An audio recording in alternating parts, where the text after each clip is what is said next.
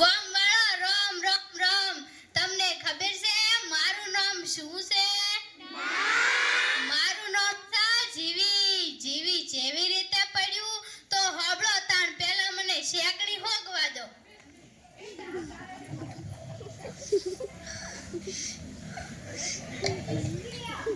તો હબળો એક દાડો મારો ડોહો હું કામ કરતી હતી ને આયો. મન કહે જીવી, મેં કીધું હો. મન કહે જીવી, મેં કીધું હો. મન કહે જીવી, મેં કીધું મરી જલા જીવી. જીવી જીવી કરીને જીવવા દેતો નહીં. હું સતે મને કે મને તો ભૂખ લાગે છે. મને તો મનમાં થયું આ ડોહો હવારમાં પોરમાં ઊણો થઈ ગયો. પૈસા શી ખબર ખાવા ચો જાય છે. તે મેં તો ડાઢા કાલના રોટલા પડ્યા હતા ઈને ચા આલ્યો. ડોહો તો ખાઈને જો બીડીઓ પીવા ગોમો અને મોટી મોટી વાતો કરવા. હું તો ફરી મારું કામ કરવા લાગી અને કચરો વાળતી હતી ને મુઓ પાછો ટબક્યો અને બોલ્યો મન કહે જીવી, મેં કીધું હો. મન કહે જીવી, મેં કીધું હો. મન કહે જીવી, મેં કીધું મરી જેલા જીવી. જીવી જીવી કહીને જીવવા દેતો નહીં. હું સતે મને કે મને તો ફરી ભૂખ લાગે છે. તે મેં તો એના નોમના બાજરીના રોટલા ટીપી અને સરસ ખાટી ખાટી સાહમતી કઢી બનાવી અને ડોહાને આલી. લે કીધું લે ખા અને ખેતર જા.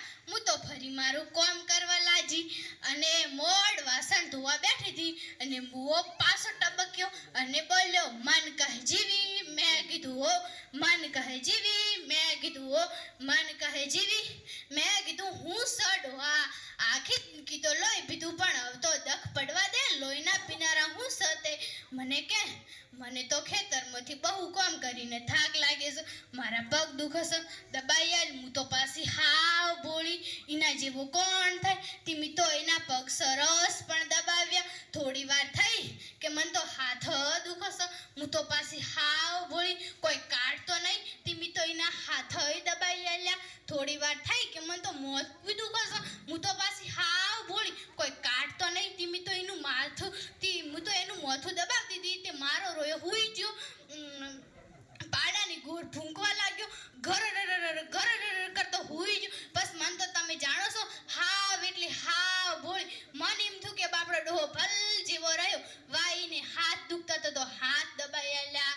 પગ દુખતા તો પગ દબાઈ આલ્યા. મોથું દુખતું તો મોથું દબાઈ